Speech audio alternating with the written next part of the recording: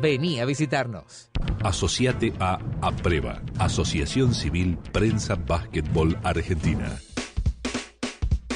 Encontrá toda la información del básquet en nuestra web www.unocontraunoweb.com. Reviví las notas que realizamos y entérate de lo que pasa en el mundo de la naranja. www.unocontraunoweb.com.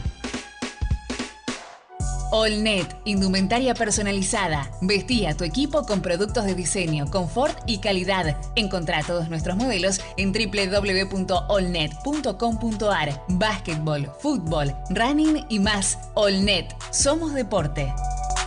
Nadir es el nombre del vidrio y está presente en los mejores momentos, en un encuentro con amigos, en un almuerzo con la familia, en una cena romántica. Nadir es sinónimo de compartir y sus productos se distribuyen en todo el país. Conoce más acerca de Nadir ingresando en www.nadirargentina.com. También puedes seguir a Nadir Argentina en Facebook e Instagram.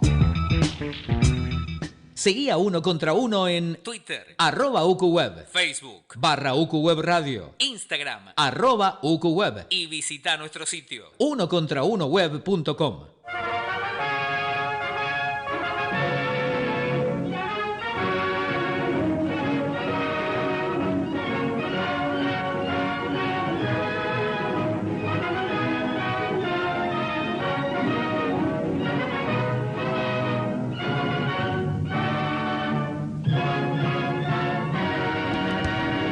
La historia contada en tiempo presente. Esto es Básquet Analógico, un programa que no olvida, que repasa con testimonios de los protagonistas los grandes momentos del básquet nacional e internacional. Un conductor y un escolta. Alejandro Pérez y Marcelo Nogueira te acompañarán por un mundo desconocido para muchos. Esto es Básquet Analógico. Ni James Naismith lo hubiera imaginado. ¿Qué tal? ¿Cómo están? Un nuevo episodio de Básquet Analógico. Soy Marcelo Nogueira, estoy con Alejandro Pérez y justo hoy se cumplen 36 años del primer partido de la Liga de Transición de 1984. ¿En qué andabas el 13 de julio de 1984, Alejandro? No estaba pendiente del inicio de la liga en ese momento. Yo todavía jugaba al básquetbol, me había ido de San Andrés, que iba a ser uno de los protagonistas, de los grandes protagonistas de esa temporada del 84, pero sí, yo recuerdo que estábamos con la incertidumbre de qué era esto de la Liga Nacional, ¿no? Todos entendíamos el mensaje de Leonard Nudel, uno aún siendo jovencito. Le proponían un torneo de nivel nacional durante varios meses al año, con los mejores jugadores del país, uno que conocía cómo era el básquetbol hasta ese momento, local, como mucho regional, y con aquel famoso campeonato argentino de selecciones disputándose durante una semana, 10 días como mucho, a lo largo de todo el año, que sin lugar a dudas era insuficiente, y lo que también uno tenía en cuenta, y tal vez eso era lo que a algunos más nos motivaba, el tema de la selección argentina. León, desde el primer momento, dijo: todo lo bueno que se haga en la Liga Nacional va a repercutir en el equipo nacional. Y verdaderamente había muchos que esperábamos eso, ¿no? Que en algún momento la selección argentina de básquetbol lograra un mayor protagonismo, y confiábamos en que lo pudiera hacer a partir del mejoramiento, del robustecimiento de la competencia interna. Por eso había expectativas, pero muchas incógnitas, ¿no? Es decir, ¿de qué se tratará esto? ¿Cómo saldrá este experimento? ¿Qué tal funcionará eso de ir y venir semana a semana jugando por un torneo de nivel nacional? Era todo una experiencia nueva, aunque uno ahora, cuando ve aquella primera época de transición, aquella primera temporada de transición, seguramente vos esto lo vas a explicar, participaron solamente 10 equipos, parecían el mapa basquetbolístico de la Argentina, si bien tenía ahora concepción federal, pero si uno mide, si uno une todas las ciudades que participaron de esa primera edición, ve que el mapa era mucho más chiquitito que lo que es ahora, por supuesto. Sin embargo, era una competencia de nivel nacional y eso generaba expectativas. Por supuesto, 10 equipos, como vos decías, San Andrés, que termina siendo el campeón de esa liga de transición, con un dirigente muy activo y que económicamente sostenía la actividad, como era Carlos Caterbetti, que a la vez también empezaba a participar de la estructura de la Confederación Argentina de Básquet, pero aquel primer partido histórico lo jugaron Pacífico de Bahía Blanca y Ferrocarril Oeste en la cancha de Estudiantes de Bahía Blanca. Nosotros en un rato nos vamos a conectar con Oscar Sánchez, que era el entrenador de Pacífico por entonces, y seguramente nos va a contar muchos detalles. Pero para empezar, de cómo ese pequeño mapa, buena figura que vos hiciste, se armó con 10 equipos, tenemos que decir algo. Una vez aprobada la nueva estructura competitiva, había que clasificar a los participantes, a los 10, y se hizo un poco de apuro realmente, casi sin tiempo, porque la idea era alargar esta del 84 y cerrarla, para después sí ya empezar con 10 equipos en 1985. Si bien se decía que esta era una prueba piloto, bueno, por eso de alguna manera el apuro para arrancar. En Córdoba, para clasificar finalmente a Instituto y Atenas, y después vamos a entrar acá en un detalle que tiene mucho que ver, se armó un torneo de 2 zonas de 5 equipos cada uno. Por ejemplo, en la zona A jugaron Atenas, 9 de julio de Río Tercero. Me gusta nombrar, Alejandro, a todos los equipos por el hecho de que de alguna manera han fijado un mojón y son parte de la historia. También estaba Estudiantes de Río Cuarto, Instituto y Central Argentino de Villa María. Y en la zona B, Asociación Española de Socorros Mutuos, como se llamaba, Unión Central de Villa María, Banda Norte de Río Cuarto, General Paz Juniors y el Tala de San Francisco. Instituto fue primero de la zona A y cruzó con General Paz Junior, que fue el segundo de la B. Perdió de local, pero se recuperó de visitante y por diferencia de gol, había perdido por 4 puntos, ganó por 13, tuvo el primer boleto a la liga. Y después, vos fijate lo de Atenas, ¿no? El único que queda jugando todas las ediciones, incluida la transición. Atenas fue segundo del grupo A. Jugó contra Asociación Española, que era el primero de la B. Le ganó de local 61-57 por 4 y perdió de visitante 72-75. Por 1 punto, Atenas entró a la liga de transición y de ahí no paró más. Eso fue Córdoba.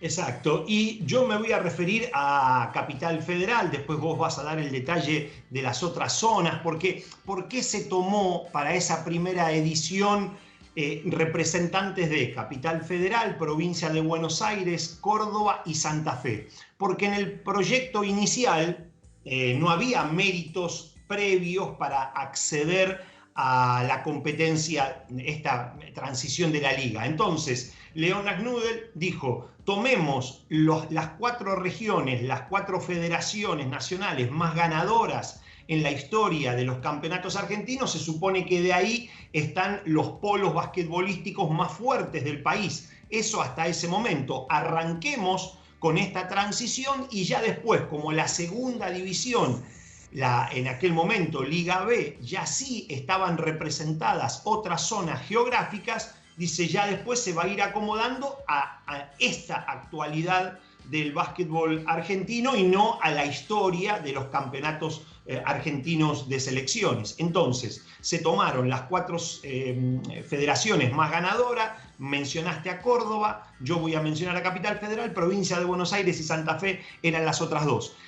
Capital Federal y era la que más aportaba por ser la que más títulos había logrado en la historia del campeonato argentino, aportaba 4 equipos. Y además porque se trataba de los clubes económicamente más poderosos como para afrontar esa primera experiencia donde claramente los presupuestos se elevaban por 2 motivos. Primero, la necesidad de viajar cada 15 días, eso, traslados, alojamiento y comida de cada delegación generaba un gasto, y también generaba un crecimiento en la parte presupuestaria destinada a los sueldos de jugadores y entrenadores, porque, como siempre decimos, gracias a Dios, lo que consiguió fundamentalmente el primer mérito de la Liga Nacional fue profesionalizar a los protagonistas, dedicarlos exclusivamente a esta actividad, lo que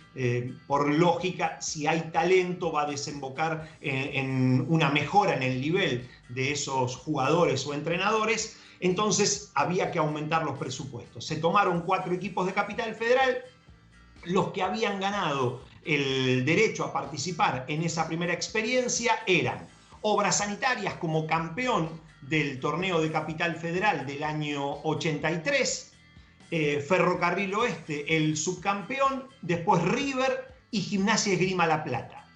El primero, que ya esto es histórico, ¿no? Se sabe que Obras Sanitarias fue el primero que dijo: con este sistema nosotros no participamos, nosotros no estamos de acuerdo a jugar de esta manera. Entonces se bajaba del torneo, había que nombrar un reemplazante. Entonces había que apelar al quinto clasificado en el torneo de Capital Federal del año anterior. Y se da la situación de que Boca y San Andrés habían igualado en el quinto lugar. Menciono esto, que para San Andrés haber salido quinto en ese torneo de Capital Federal del año 83 era una campaña sensacional. San Andrés había jugado los últimos torneos del básquetbol porteño y era, como se dice muchas veces en el fútbol, era el ascensor, ¿no? Subía y bajaba, salía último, se iba al descenso en la A, al año siguiente ascendía en la liga, en la primera B de Capital Federal y volvía a subir. Entonces estaba un año y un año en cada categoría. Bueno, llega Heriberto Jonguis, se mejora el equipo porque se incorporan algunos jugadores a los que ya había de calidad. San Andrés hace una buena campaña, un campañón, y empata el quinto lugar con Boca. Pero claro, había que apelar al quinto para reemplazar inicialmente a Obras Sanitarias. Entonces, Boca y San Andrés hacen un partido para desempatar ese quinto lugar que se jugó en el viejo estadio, el viejo gimnasio San Martín de San Lorenzo de Almagro. Boca le gana a San Andrés. Esto es un paréntesis, esta que te gusta a vos, Nogueira. Yo estaba en el plantel de San Andrés, pero claro, no participé de ese partido porque estaba penando una de mis tantas suspensiones con las que me acariciaba la Federación de Capital Federal. Entonces, se hace ese partido, Boca queda quinto y el Deportivo San Andrés sexto. Pero poco después, o sobre la marcha, sobre el filo del tiempo reglamentario para avalar las inscripciones de los 4 equipos de Capital Federal, se suma Gimnasia Esgrima La Plata a la negativa a participar. Entonces apelan al sexto del torneo porteño, que había sido San Andrés, y por eso Ferrocarril Oeste, River, Boca y San Andrés son los primeros representantes de la Federación de Capital en esa transición de la liga. Yo le voy a agregar un poco más de detalle a todo este panorama que hablaste. Obras Sanitarias se baja, decide no participar porque no estaba de acuerdo con la regla de que las recaudaciones pertenecían únicamente al local. Nunca estuvo de acuerdo con esa regla durante la gestión de Miguel Mancini, quien ya falleció cuando era presidente, y ahí deja el cupo vacante para Boca. Y en el caso de Gimnasia La Plata, el presidente de la Confederación de Básquet era Amadeo Cejas, también dirigente de Gimnasia La Plata. Y el hombre, Marcelo, el hombre que desde la Confederación Argentina había hecho la movida política, digamos, no la de instalar el torneo en la consideración, lejos estuvo de hacer eso, pero sí fue el que tuvo que darle el voto de aval para que se pudiera disputar, ¿no?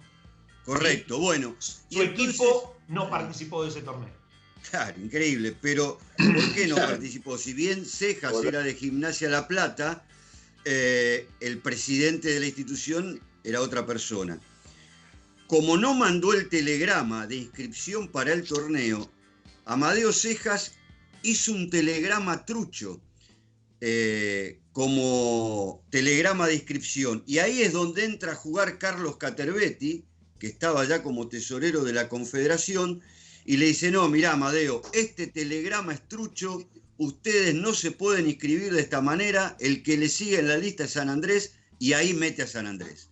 Por eso en Capital termina siendo Ferrocarril Oeste, River, Boca y el Deportivo San Andrés. A mí me gustaría pasar a la historia que hay detrás de los dos equipos clasificados de Bahía Blanca, que fueron Pacífico y Estudiantes. Y por suerte, también para ratificar o agregar detalles sobre esta cuestión, ya tenemos en línea a Oscar Sánchez, que hace 36 años, con más pelo, y mucho más joven, como también lo éramos nosotros, y sin barba, fue el entrenador de Pacífico de Bahía Blanca. Oscar, ¿cómo te va? Bueno, buenas tardes, Ale, a Marce.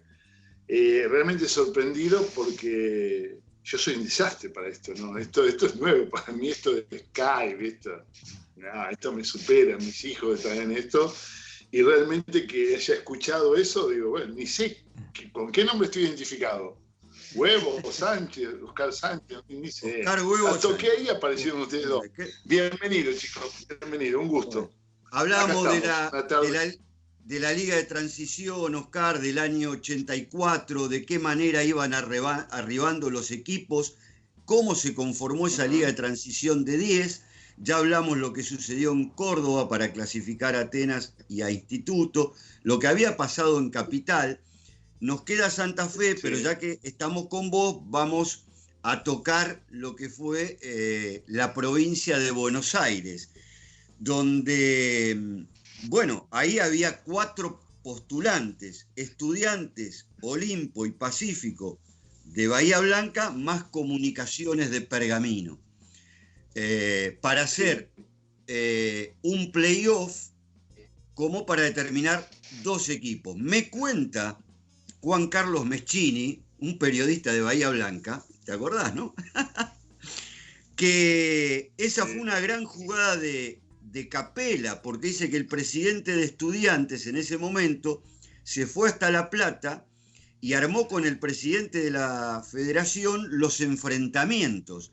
Así fue que Estudiantes emparejó con Comunicaciones de Pergamino, supuestamente el más débil, y a Olimpo lo dejó con Pacífico, que supuestamente también era el más débil. Pero ahí resulta, según lo que nosotros tenemos, que Pacífico le gana 2-0 a Olimpo. ¿Qué te acordás de todo aquello antes de entrar al primer partido? De eso no me acuerdo absolutamente nada del playoff de Olimpo. Me acuerdo solamente cómo se inició esta aventura de estos dirigentes de barrio, de club, de esos clubes como existían en todos lados, que estaban identificados bien quién era el dirigente de cada club, como Mauricio de Hugo, o Di Toto, Ricardo Montechari, que se atrevieron a formar ese equipo. O sea, yo a partir de ahí nací. Yo el playoff con el partido con Olimpo yo no lo dirigí. Yo estuve el primer juego con Ferro y todo el año, ¿no es cierto? Claro. Vos llegaste después de ese playoff, pero inmediatamente porque fue muy enseguida que empezó la liga. Claro, no sé si fue Paquito Álvarez, me parece, el entrenador de Pacífico en ese momento que yo lo reemplacé. No sé, creo que sí. Pero bueno, yo lo que pasa es que tuve muy poco tiempo para armar una filosofía de juego, un armado, conocer los americanos y enfrentar nada menos que a Ferro en el primer juego, ¿no? ¿Cómo era la cancha? Sí, no, le quería preguntar a buscar cómo era la cancha de Pacífico en aquel momento, porque era una de las críticas que se hacían. Si bien no jugaron en Pacífico... Jugábamos en Estudiantes nosotros, claro. ¿no es cierto? Jugábamos en Estudiantes con un estadio totalmente lleno casualmente. En una de las notas que estoy escribiendo en las redes para la gente de básquetbol, puse una foto donde estoy dirigiendo, que me la dio Fernando Rodríguez de la Nueva Provincia, que yo decía a mis hijos, mirá, esas no son, parecen hormigas, pero son personas que iban al campo de juego a ver el partido y que cerrábamos una hora antes del estadio. O sea, era impresionante. Allá de un barrio había, bueno, otro tipo de pasión, ¿no? Por el club en este caso y por la ciudad también, obviamente. Yo recuerdo que algunos partidos, igual Oscar, se jugaban en Pacífico. Yo ya no sé si fue al año siguiente, porque recuerdo el reloj de juego que cuadrado, estaba... ¿no? Rectangular, creo. Rojo, no sé. Sí. Algo sí, pasa que yo honestamente me acuerdo muchísimo de la primera práctica 9 de julio, cuando presentaban los americanos y que le dije a mi ayudante, le digo, anda a ver si el americano tiene los dedos puestos, porque en la primera práctica no la podían agarrar. Y después resultaron ser los mejores. Y Neil Robinson, el goleador de la liga, ¿no? Creo con 24,6, algo así. Sí. Y bueno, fue ese proceso de práctica 9 de julio que armamos, y realmente fue algo que no es normal, y bueno, más que mantener una intensidad de juego en ese momento con 6 jugadores, o sea, sin falta y con la defensa de los cobardes, con la 2-1-2, ¿no? Sí, era un equipo realmente corto. Bueno, la principal figura fuera de Neil Robinson, que había jugado en la Universidad de Temple, era Marcelo Ricciotti, ¿no? Sí. Lo que pasa es que había jugadores con Ricciotti, el equipo empezaba a través de Ricciotti como filosofía, como liderazgo, con un tipo que jugó lesionado, que se puso todo el equipo bajo sus espaldas, pero también tenía un silencioso como de Batista, que era un jugador formidable, que no hablaba, pero realmente producía, y un jugador terriblemente un criminal como Tom Jackowski, ¿no? A eso le sumas el típico jugador blanco de esa universidad que solamente le faltaba el chicle y la bicicleta para ser un mormón justo como Randy Barker, un típico jugador de gesto, de manual, ¿no es cierto?, en básquetbol, y de Neil Robinson, que en espacios reducidos hacía maravillas, con tiro largo, tiro corto, con penetraciones, era un jugador formidable. Sexto jugador de Ceballos y alguna vez, de vez en cuando, Petroni. Pero así defendíamos, así jugábamos, y bueno, yo me acuerdo ese día del debut, que yo estaba hablando por un canal de televisión a la mañana en la práctica, y pasaron los de Ferro que venían yo había terminado la práctica y los de Ferro venían a entrenar, creo que era Luis, me parece, Luis. Sí. Y entonces Luis estaba. Y de repente yo los veía, mierda, digo, encima estaban todos bien vestidos, todos lindos, todos grandotes, todos claros. Digo, y nosotros éramos una banda de piñatadas, ¿viste? ¿Qué hacemos? Era impresionante, ¿viste? Cuando vos sos muy bueno en el póster, porque en el póster generalmente tenés una pinta de jugar básquetbol, y esto era bueno en serio, y en el póster y bueno en serio, porque estaba Miguel, estaba Arras, estaba Uranga, estaba Diego, estaban los americanos, eso. Y bueno, y yo, ¿viste? Vamos, con la zonita y jugar, pelota a Marcelo y a correr. Y después, bueno, y resulta que creo que le ganamos por 20 puntos, me parece. Impresionante. Fue un espectáculo realmente, ¿no? El resultado final fue 87-68. 11, pueden haber sacado 20 en algún momento del partido, ¿no? Pero sí, fue un resultado amplio y una gran campaña de Pacífico en la temporada. 19. Ah, 19, sí, tenés razón. Sí, señor. Ale, ¿qué pasa con este viejito? No, 19 puntos, tenés razón. Hice mal las cuentas. Bien corregido, Oscar. Huevo, ¿cómo era ese cambio de pasar del torneo local, donde imagino que a muchos partidos irías caminando vos de tu casa a jugar parte del torneo local, a esta situación de, como decíamos en la apertura del programa, de profesionalización del básquetbol, donde ya las responsabilidades eran mucho mayores y donde el fin de semana se subían a un micro y hacían los kilómetros que hubiera que hacer para jugar? Y era todo nuevo, era un profesionalismo real, nosotros acostumbrados a convivir con ese torneo local, que era todo pasión, que era todo pelea, porque antes, no solamente la primera, nosotros nos iniciamos en la segunda C, que era criminal, por época Bahía, y de repente que un equipo de barrio intente jugar una liga profesional, una liga federal, y con tan poco material y con tan poco tiempo, era un riesgo, viste, de eso que antes nosotros hacíamos de básquetbol después de un asado, tomábamos decisiones, ¿no? Ahora obviamente todo ha cambiado, pero bueno, se dio, y que yo lo asumía como dirigía a Estudiantes o a Villamite en esos momentos, porque en el año 82 salimos campeones con Estudiantes, con Beto, con Cabrera, con Fagiano, con todo eso, y ya había un profesionalismo, no del mañana y tarde absoluto, pero un profesionalismo de entrenar todos los días y con gran responsabilidad, más estando Cabrera en ese momento. Pero lo que surgió con Pacífico era algo novedoso, o sea, y encima apoyado por el público, porque no era algo que, viste, bueno, van 500 personas a la cancha, no, se llenaba Estudiantes, y así todo el año fue.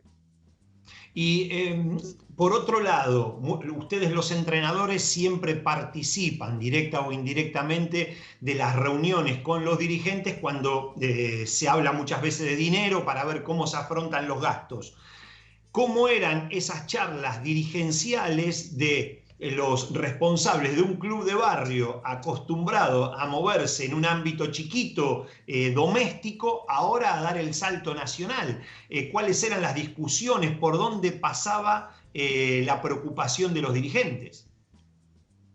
Bueno, yo honestamente, Ale, ahí no tenía injerencia porque yo era de Estudiantes, ¿no es cierto? Yo fui contratado como un técnico profesional en un club que la identificación es Marcelo, no era Hugo Sánchez. Entonces no tenía injerencia como la mayoría del equipo tuve que yo.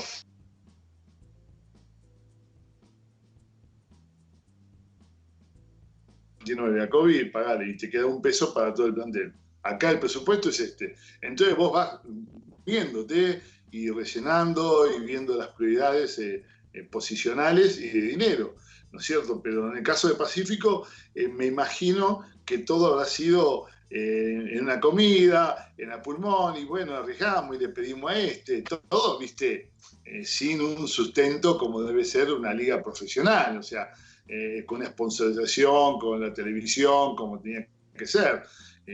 Nosotros antes, por eso no tuvo continuidad. Cuando vos tenés algo que medio agarrado de los pelos de coraje, es muy difícil perdurar 30, 40 años como lo hizo Estudiantes o Atenas o Ferro, ¿no? O sea, era una aventura de 3 tipos que amaban el club, con Mauricio, Ricardo y Jorge, y Toto, y bueno, y ahí largamos apoyado por el diario, por la Nueva Provincia y por todo, y encima después se daban los resultados. Entonces el entusiasmo cada vez mayor.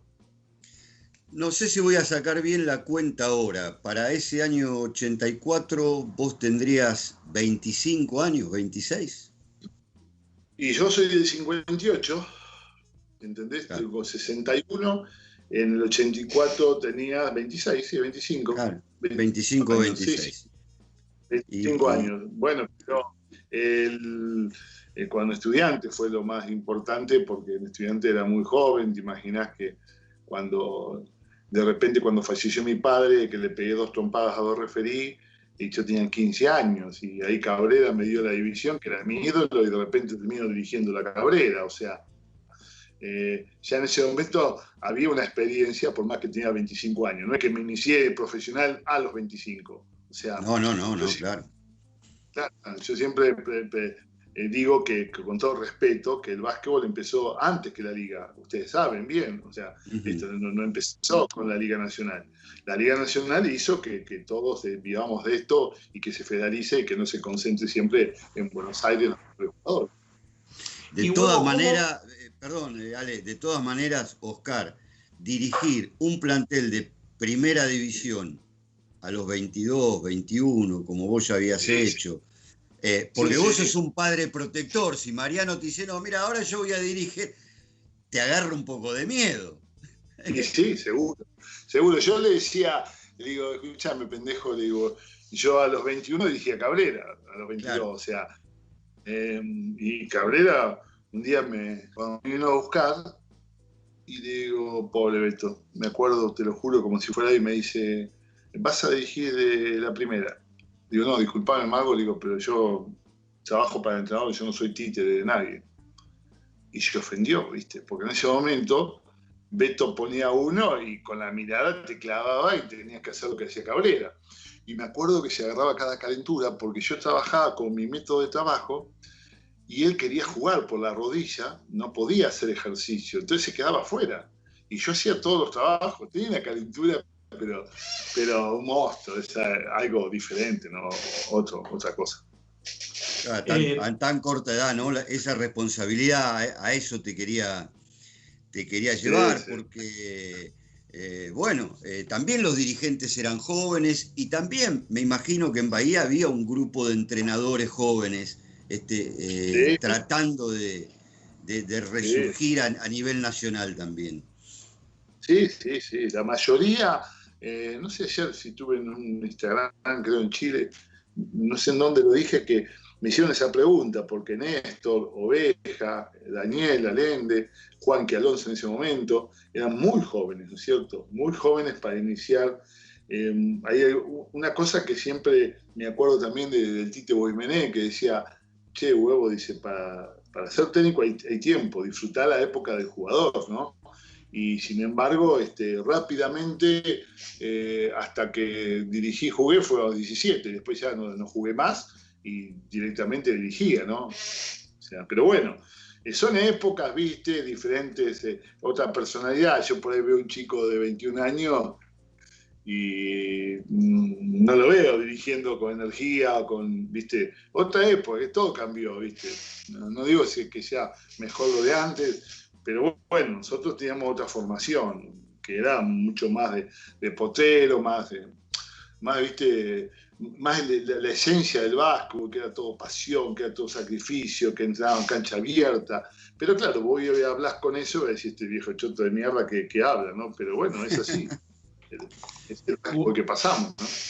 Huevo, ¿y cómo se vivía en una ciudad bien basquetbolera como es Bahía Blanca el hecho de cada 15 días estar recibiendo a equipos de otras partes del país y equipos con cierto nombre?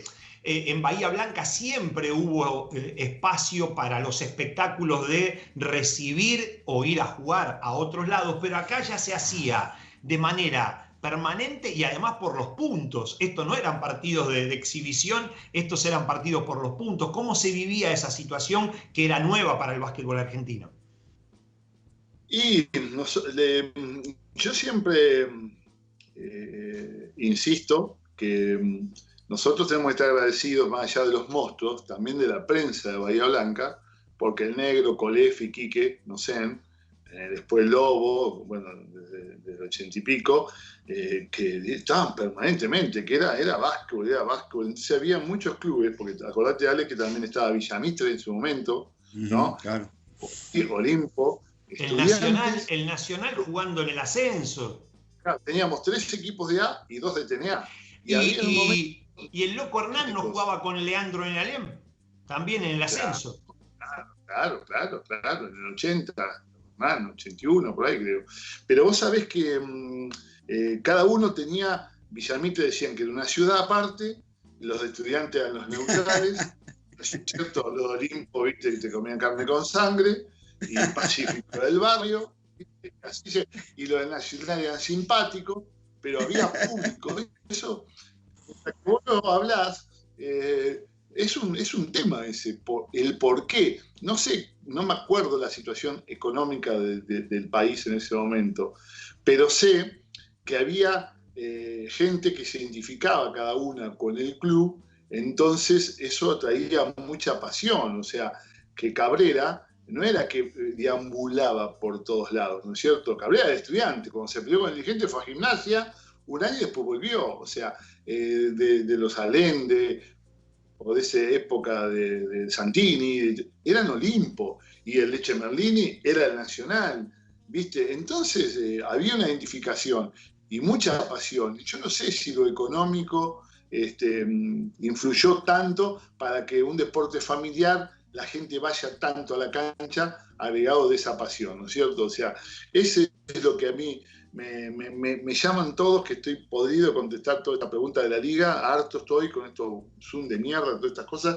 que me dicen por qué ahora la gente va muy poco a la cancha, por qué pasa. Bueno, es muy amplio la explicación, pero yo lo que veo, y le digo a mis hijos, mirá lo que es esto, porque por ahí le digo, mirá a Fefo Ruiz, mirá a Guatato, o mirá a Willy Scott, o mirá, qué sé yo, a Carl Amos, o cómo defendía, cómo jugaba, había jugadores que realmente eran buenos también en esa época, más allá que la diferencia que los buenos de esa liga no iban a Europa, se mantenía en la Argentina, por eso se mantenía el nivel de juego también, ojo.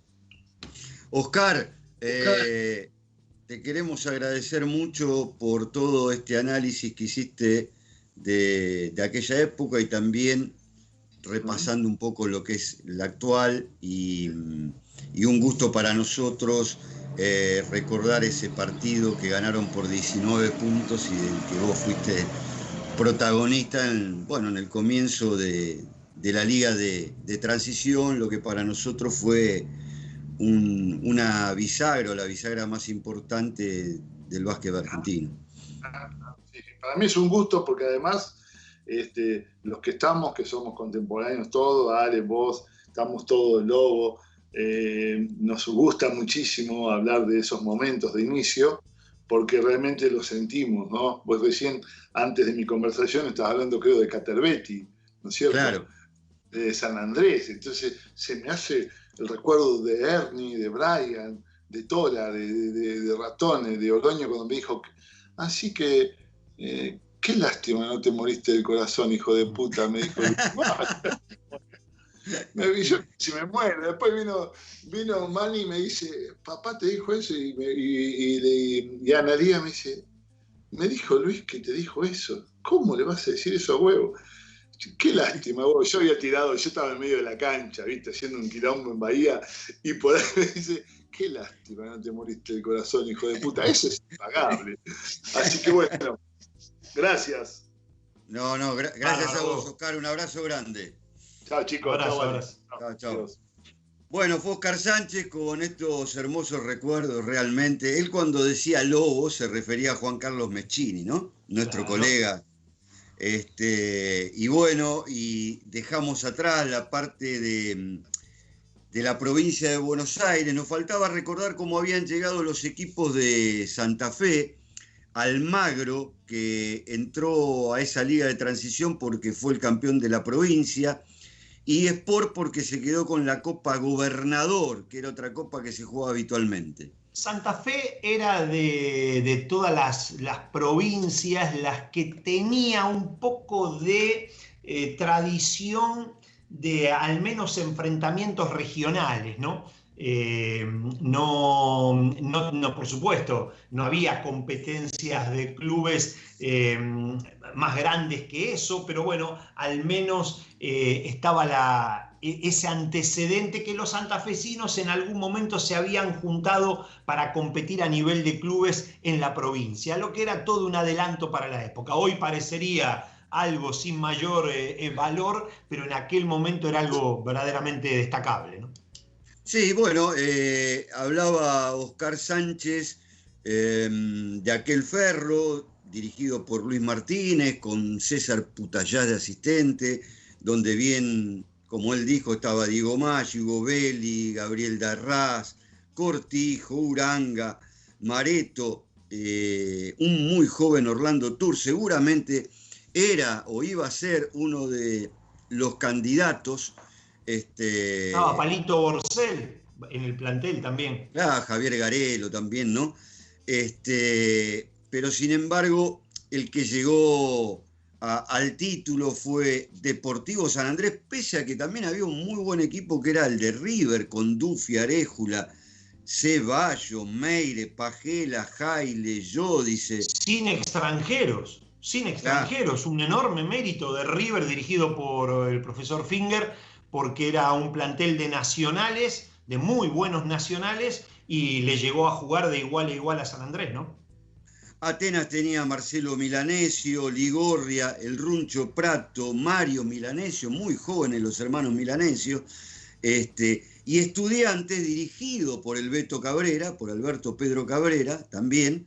Ahí estaba Petoroso, Severini, Buzo, bueno, algunos de los jugadores nacionales más importantes.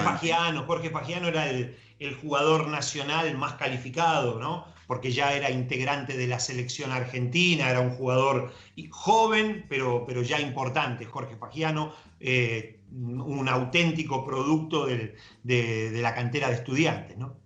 Almagro con el Patito Paoli, Hugo Signetti, Eduardo Andreoli, Sport con Kenneth Huber, que era uno de los buenos extranjeros de la época, que ya hacía rato que estaba en el país, había jugado en Boca en los torneos de Capital, Montanini, Rubén Miniani, Luis Villa,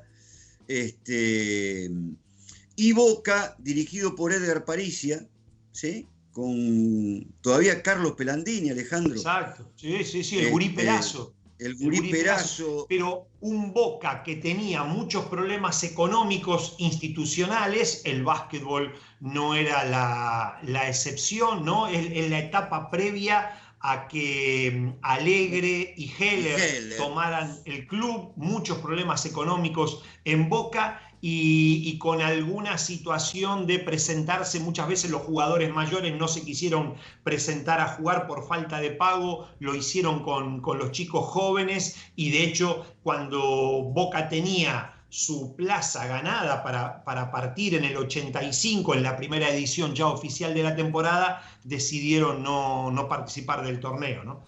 Pero vos mencionabas al Deportivo San Andrés y tenemos a uno de los jugadores más representativos de ese equipo, como es Ricardo Ratone. Rata querido, ¿cómo te va? Te estamos esperando para hablar con vos. ¿Cómo andás? Bueno, buenas tardes. Bien, tranquilo. Saludo para vos y para Marcelo, unos viejos amigos de muchos años. Muy bien. ¿Cómo estás, Ricardo Rosendo Ratone? Qué alegría escucharte. Bueno, lo mismo para mí. Sí, se vienen 35 años para atrás y se recuerda todo lo lindo que fue esa preliga, que tuvimos la suerte de ganarla, ¿no? Y Rata, te tengo que preguntar lo mismo que le preguntaba al Huevo, porque es lo básico, lo que distinguió a esa época como diferente. ¿Cómo vivían ustedes el hecho de salir a jugar todos los fines de semana, sobre todo para un club como San Andrés, que no era como Obras, como Ferro, que se la pasaban viajando durante el año porque iban a hacer partidos amistosos que les generaban dinero? San Andrés, si bien alguna vez hemos hecho alguna gira, pero normalmente no era de los que vivían ese estilo ese estilo deportivo. ¿Cómo recordás aquella primera época de los viajes constantes?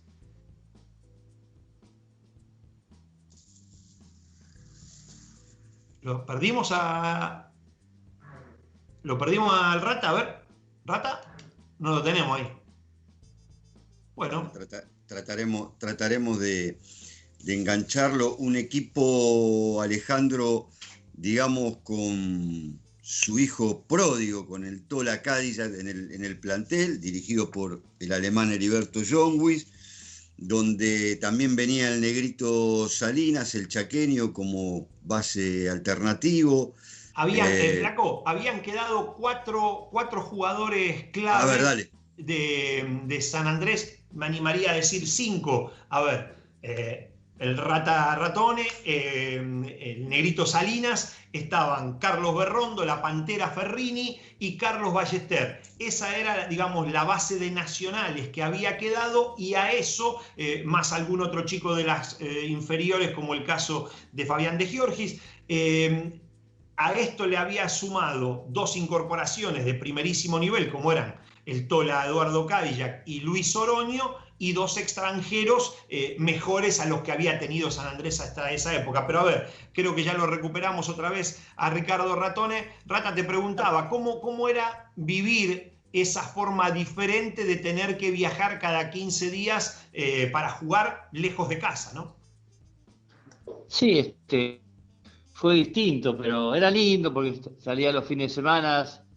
Aparte había un grupo humano muy lindo. Y el libreto que nos tenía con el látigo, ¿no? Tuvimos la suerte de tener, para mí, ¿no?, uno americano que vino acá a la Argentina, porque era completo. Ernie jugaba, vos estabas en el plantel, te acordás, Ale, y Ernie era descomunal. Lo que jugaba era más de medio equipo, para mi forma de pensar. Claro, porque cambia bastante la temporada. Ustedes arrancan con una victoria, después pierden unos cuantos partidos seguidos, pero con la llegada de Ernie Graham, como ahí que hay un salto de calidad en el juego, no solo por su aporte individual, sino porque mejora toda la estructura, ¿no, Ricardo? Sí, la verdad que sí. Aparte un buen grupo humano, aparte de tener al Tola, tener a Oroño, y esos 2 americanos, era todo muy sencillo jugar. Tenía una buena base, como dijo Ale, San Andrés, pero esos refuerzos de calidad, y tener un entrenador como Heriberto, ya era mucho. Tener un buen hándicap para ir a jugar. Y Rata, recién lo escuchábamos al Huevo Sánchez hablar de lo que vivió con Pacífico de Bahía Blanca, un club de barrio que se convulsionó por participar de una competencia nacional y por estar enfrentando a equipos de mucho nombre. En San Andrés podemos decir que pasó algo similar, porque si bien había también una gran tradición basquetbolística en el club, vos lo sabés porque había llegado el año anterior, previo a la liga, sin embargo, verse codeando con nombres de nivel nacional y nombres importantes causó una conmoción ahí en el barrio, y cada partido se jugaba con un marco de público verdaderamente increíble para ese momento. Sí, jugar en la cancha del Depor, ahí en esa canchita que era más chiquitita, mucha presión a la gente, mucho. Pero antes de jugar la final con River, nosotros jugamos un partido definitorio con Pacífico, que fue una masacre. No recuerdo otros partidos haber jugado al básquet con tanta fricción, fue bravísimo ese partido, y ahí ya nos dimos cuenta que podíamos en la final, podíamos llegar a ganarla. Estábamos muy metidos, trabajábamos bien, ya sabés, vos lo tuviste, el alemán, siempre. A mí me costó, pues yo venía de la Barría, de un básquet muy tranquilo, y me costó muchísimo, pero bueno, el alemán nos puso en línea enseguida. ¿Qué jugadores de la época te impresionaban, Ricardo, ya sea compañeros o rivales, de los que empezaban a aparecer y no conocías tantos probablemente? Y el que más impactaba era Campana, ya lo habíamos visto jugar en los argentinos, era jugador determinante. Después Obra con Rafael y con toda esa gente siempre fueron equipos que marcaban tendencia. Y San Andrés se empezó a meter de a poquito. Yo estuve casi 4 años en San Andrés. Después me fui y siguió teniendo buenos jugadores. Siempre tuvo buen básquet el Deportivo. Por ahí no acompañaba los resultados, pero siempre tuvo buenos equipos Deportivo San Andrés.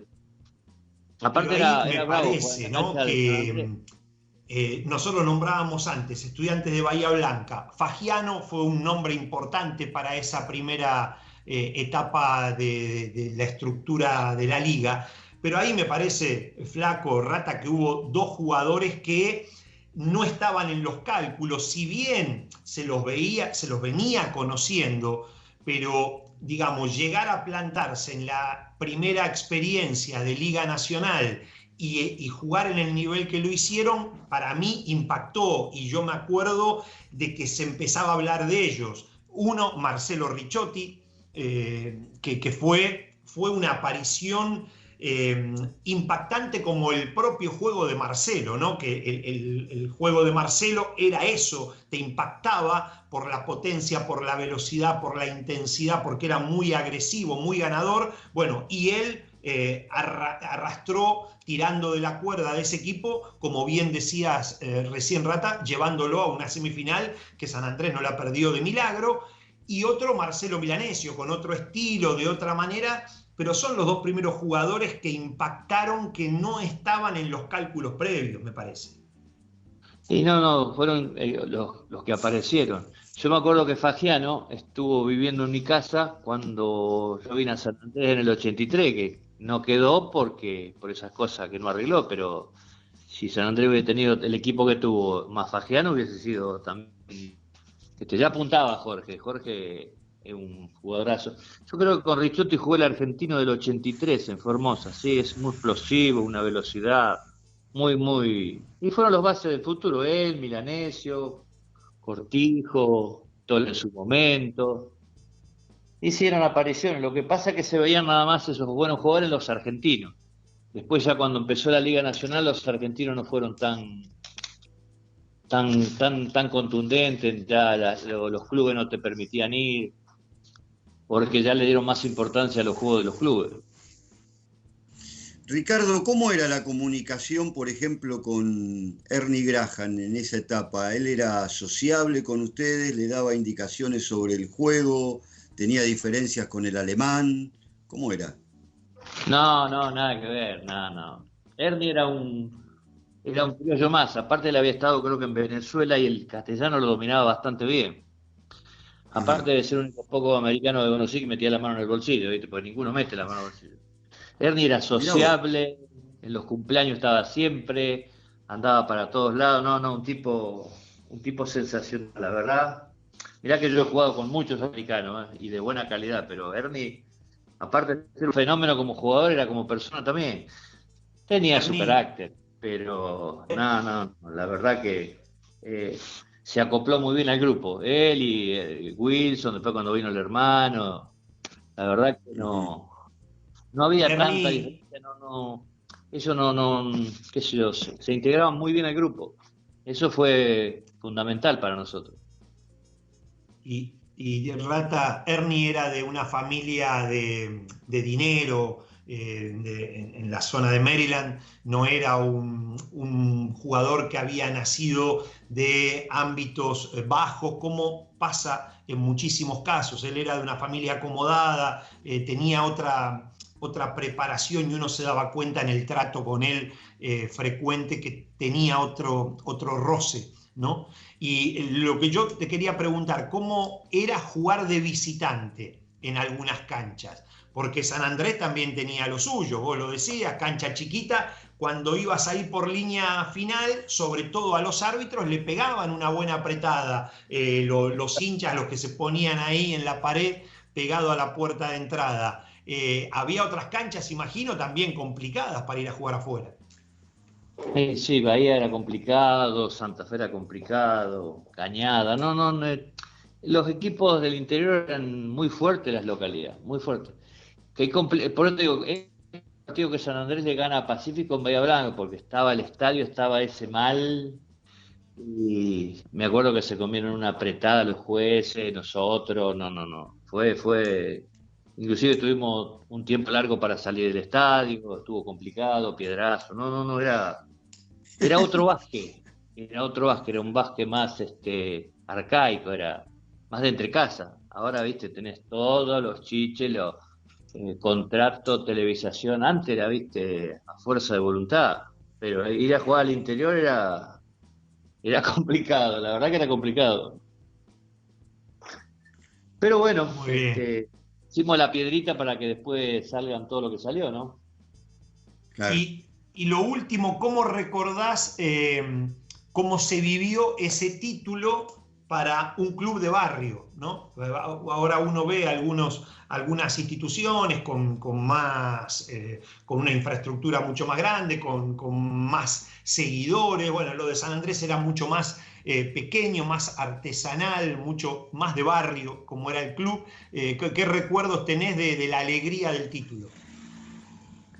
Y los mejores, Ale, los mejores.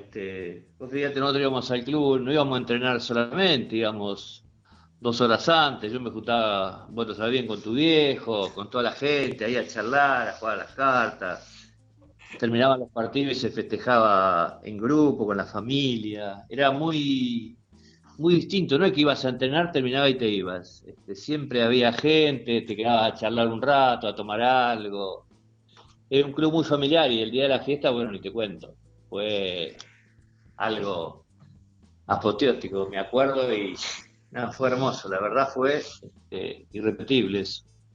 Más porque fue el primero de todo y más porque un club de barrio, San Andrés, viste, era espectacular fue todo. Para mí fue espectacular todo. Muy querido Ricardo Ratón, el Rata, entre los jubilados, los veteranos del club, porque iba a jugar a las cartas con ellos y antes de ir al entrenamiento iban a jugar ahí por nada, para pasar el tiempo, pero un habitué, el Rata de las mesas allá en el fondo, en el salón del fondo, y muy querido por la gente grande del club. Él era un muchacho en ese momento, un tipo joven, iba a jugar ahí con los veteranos a las cartas y el grupo ese de jubilados que estaban todo el día en el club jugando a las cartas porque era su mayor pasatiempo, lo querían mucho al Rata y lo tengo muy presente eso. Así que, Rata, muchísimas gracias por esta charla, por estos recuerdos y nos mantenemos en contacto. Bueno, Ale, te puedo robar 10 segundos. Mira, yo tengo 3 sobrinos nietos. Hay una de 14 años que juega al básquet en Regatas San Nicolás. Tiene 14 años. Lo de 4 va a estar, creo, a mi entender, un nombre que se va a escuchar, Celeste Torres Ratone. La Cele, mirá, todo terreno. Lo que juega, va al frente, le gusta el básquet, ama el básquet y tiene los viejos que los bancan. Así que le quiero mandar saludo a ella, a Humberto, a Luz, a Emilio que está escuchando con la mujer en la casa, porque si no lo saludaba y después te reta. Así que muy linda la nota, te agradezco, Ale, sabés que siempre nos mantenemos en contacto y el Deportivo fue una cosa muy linda que me pasó en mi carrera. Yo tengo muchos clubes, pero tengo 4 o 5 que son los clubes que te quedan marcados. El Depor fue eso. Así que les mando saludos, chicos, gracias, cualquier cosa que necesite, a su disposición. Gracias, Ricardo. Gracias. Abrazo.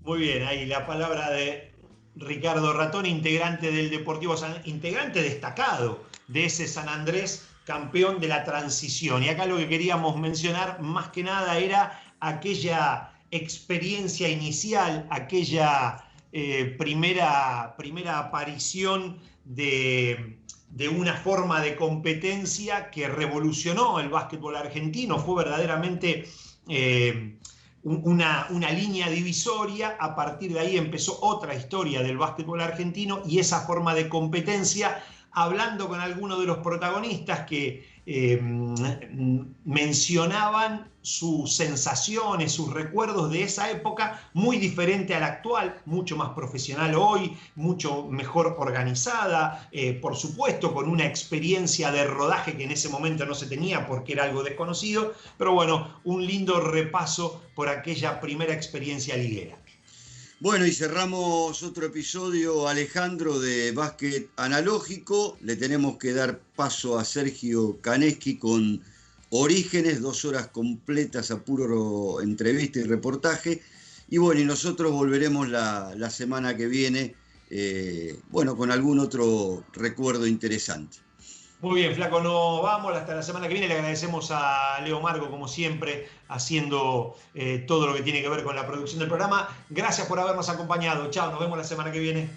Chao.